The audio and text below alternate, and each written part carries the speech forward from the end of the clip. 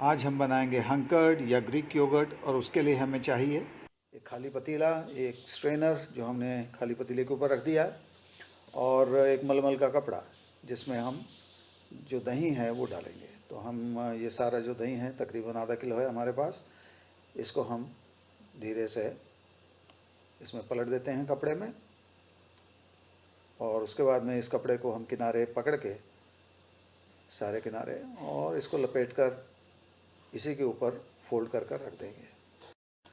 तो इस तरह से कपड़े को गोल घुमाकर हम लपेट कर इसके ऊपर ही बांध देंगे।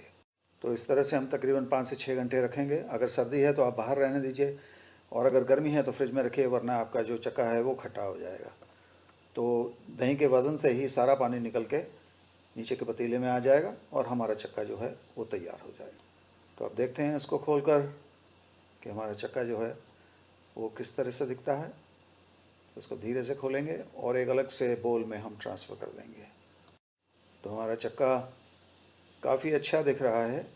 आप देख सकते हैं कि पानी बिल्कुल निकल गया है और ये चक्का तैयार है। आप चाहे दही के कबाब बनाइए इससे, या श्रीखंड बनाइए चीनी डालकर, या पर हम इससे अब श्रीखंड बनाएंगे। तो श्रीखंड के लिए हम अलग वीडियो हमारी तैयार होगी, तो आप वो भी देख सकते हैं। इस वीडियो में उसका लिंक हम छोड़ेंगे। तो इस तरह से आप हंकर्ड या दही का चक्का बना सकते हैं। ये ग्रीक योगर्ट भी कहा जाता है इसे। आशा आपको ये वीडियो पसंद आई होगी। इस वीडियो को शेयर भी करें, हमारे चैनल को सब्सक्राइब भी करें। Thanks for watching, have a nice day.